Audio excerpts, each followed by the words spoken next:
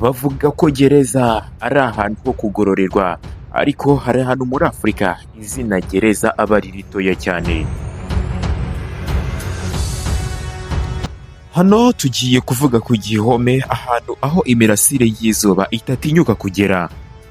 Imagine uri mu cyumba gito, uba uryamanye n'abantu barenga 50, uhagaze mu mwanda wawe utazi niba uri buze no kuramuka. Uyu munsi tugiye kwinjira mu mva z'ubuzima. Izi ni gereza 9 za mbere ziteye ubwoba muri Afurika. Gusa urabe witeguye kuko ibyo ugiye kumva bishobora kuza guhindura uburyo ki wabonagamo isi. Tukaba tugiye guhera ku mwanya wa 9. Ku mwanya wa 9 turahasanga gereza iherereye muri Afurika y'Epfo. Iyi ngiyi ikaba yitwa muri prison. Iyi gereza iherereye Cape Town, ntabwo igenzurwa n'abarinzi, ahubwo igenzurwa n'amatsinda y'amabandi azwi nka numbers gang, aho baba baragiye bicamo amagroupe y'amatsinda, aho itsinda riba ryitwa 26C ndetse irindi rikitwa 27C ndetse n'irindi rikitwa 28C. Hano muri muri kwinjira bivuze guhitamo itsinda ubarizwamo. Ntabwo uba uri imfungwa, ahubwo uba uri umusirikare cyangwa ugahinduka umugore w'undi mugabo.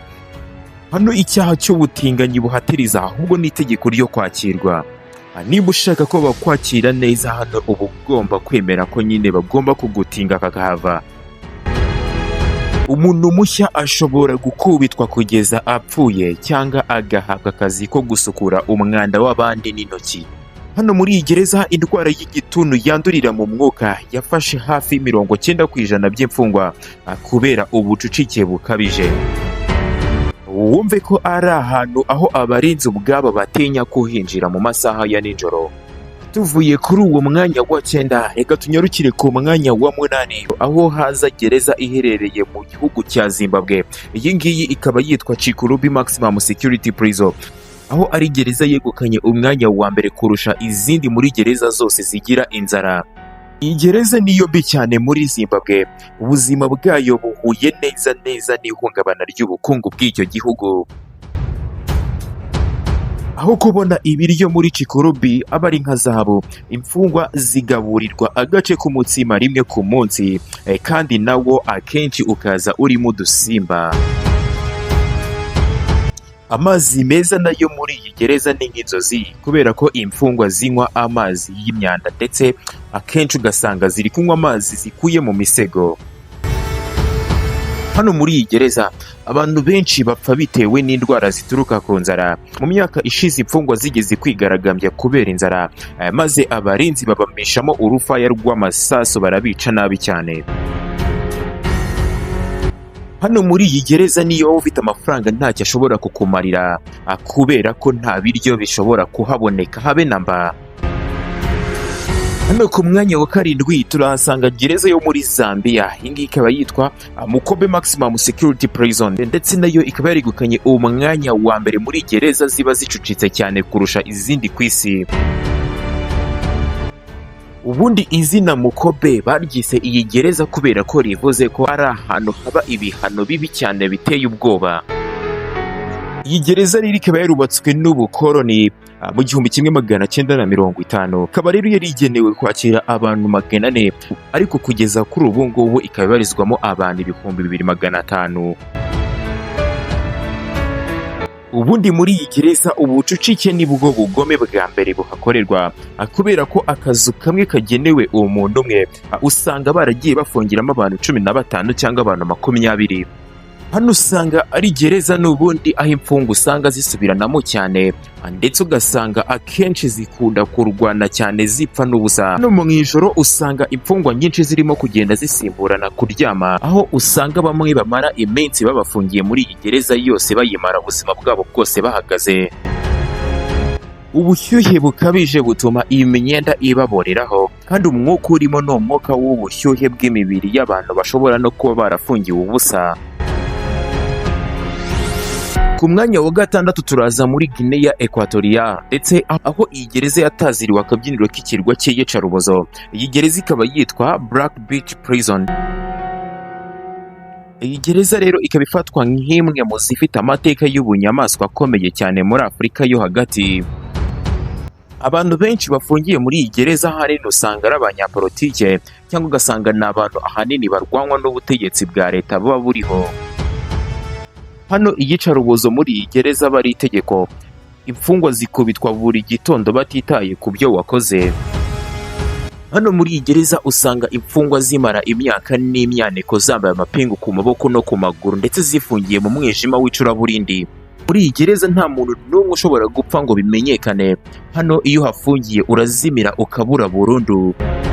Ibiryo byo muri iyi gereza ni umutsima wa buri munsi kandi amazi meza ni nk'inzozi. Ikindi usanga ubuzima bw'imfungwa nta kintu kinini bubwiye abarinzi. Ikindi ni uko umuntu wese winjiye hano hantu ahita asezera ku buzima bitewe n'uko aba azi neza ko atazigera agaruka. Ku mwanya wa gatanu haraza gereza iherereye mu mujyi wa Nairobi mu gihugu cya Kenya, aho iyi gereza yataziriwe akazina k'ukuzimu, ndetse iyi gereza ikaba yitwa Kamiti Maximum Security Prison. Iyi gereza izwi cyane ku mfungwa z'abanyapolitiki ndetse n'abandi bagizi ba nabi bakomeye, ariko ibiberamo nk'imbere byo n'agahomamunwa. Iyi kamiti izwiho kugira agace bita G section. Aka gace rero kakaba kazwi nk'agace ko gutoterezamo imfungwa mu buryo bwa kinyamaswa. Ndetse muri iyi gereza amashanyarazi ndetse n'amazi meza ni ibikoresho by'imboneka rimwe. Ndetse imbeba n'amasazi nibyo bigenzura buri kazu buri mfungwa ifungiyemo. Ibiyobyabwenge byinjizwa n'abarinzi ubwabo, ibyo rero bigatuma zimwe mu mfungwa ziba nk'abasazi.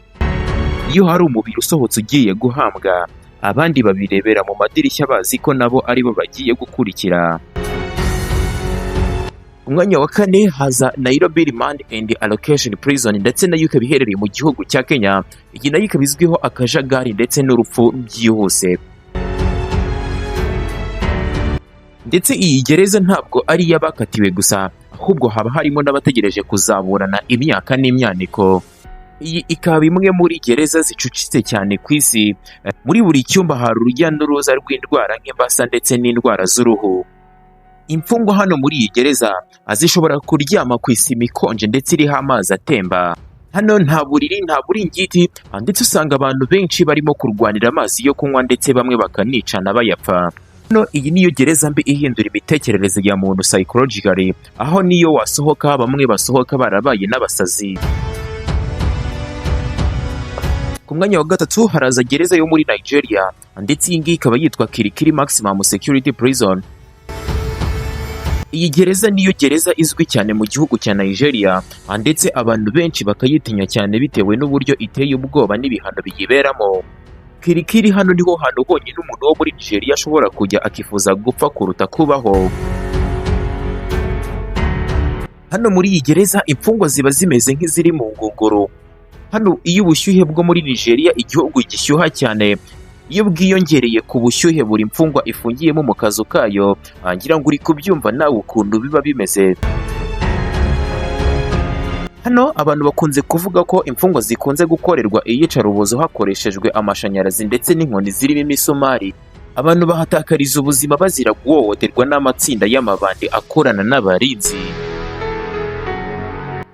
Hano ku mwanya wa kabiri haraza gereza yo mu gihugu cya Congo, ndetse iyi ngiyi ikaba yitwa Makala Prison. Makala y'i Kinshasa yubakiwe kwakira abantu 1,500, ariko ubu irimo abarenga 13,000. Hano muri iyi gereza inzara niyo ntwaro ya mbere ikoreshwa hano. Imfungwa nyinshi usanga zimeze nka skeleton, ubwo ndi kuvuga amagufa yonyine agenda, kuko zicwa n'inzara cyane ku buryo bukomeye. Muri Makala ntabwo abantu bose bagira aho baryama. Imirambo y'abapfuye ishobora kumara iminsi mu kazu bafungiramo imfungwa, kuko abarinzi bo bataba bashaka no kuyikoraho. Kuko mu mwaka ushize gusa abantu amagana barapfuye bazira kubura ibiryo n'imiti. Iyi ni gereza imfungwa zirya gusa iyo imiryango yazo izigemuriye, naho abanyamahanga cyangwa abandi badafite ababagemurira bagapfa nk'ibimonyo. naho gereza yegukanye umwanya wa mbere hano ku mugabane wa Afurika ibitse ubugome bwinshi cyane. Gusa mbere y'uko nyivuga reka nizere ko wamaze gukanda subscribe kugira ngo tuzajye uhura n'ibiganiro byacu kundi. Ikaba nanone ari gereza iherereye mu gihugu cy'abaturanyi cya Congo. Iyi ngiyi ikaba yitwa Kasapa Prison ndetse akaba ari gereza irimo ubugome bw'indengakamere. Iyi gereza iherereye i Lubumbashi ifatwa nk'iya mbere mbi kubera akajagari gakabije ndetse no kutagira amategeko. Umwaka wa 2020 habaye ibikorwa bibi cyane biteye ubwoba muri iyi gereza ndetse byerekanye ko harimo ubugome bukabije cyane bw'indengakamere. Hano imfungwa zarigometse maze zigarurira gereza mu gihe cy'iminsi 3. Muri iyo minsi gusa imfungwa z'abagabo zafashe abagore barenga 50 bari bafungiye mu gice cyabo, barabakubise kandi bamwe barahagwa. Naho abarinzi babireberaga hanze nta kintu na kimwe bigeze babikoraho. Kugeza kuri uyu munsi wa none iyi Kasapa akaba ariyo gereza buri muntu wese kuri iyi si y'Imana atinya kujyamo kubera ko nta mutekano urengera ikiremwa muntu haba. Iyi gereza ni isoko ry'ihohoterwa ndetse n'ubugome n'agahinda gakabije. Izi gereza ntabwo ari amateka gusa, ni ubuzima bw'abantu ibihumbi bupfira mu mwijima buri munsi. Ese wowe uratekereza ko ubu buryo bwo gufunga abantu buhuye n'ubumuntu, cyangwa urumva umuntu wakoze icyaha gikomeye akwiye ikihe gihano cy'ubunyamaswa? Kandi ikindi, nimba udafunze, nimba uri free nta kibazo ufite, uyu ni umwanya mwiza numva ko ukwiye gushima Imana. Kandi iyi nkuru nimba igukoze ku mutima, kandi like ukore na share kugira ngo isi imenye ibibera mu mwijima. Kandi ntiwibagirwe gukanda subscribe kugira ngo utazacikwa ikindi kiganiro cyacu gikurikira.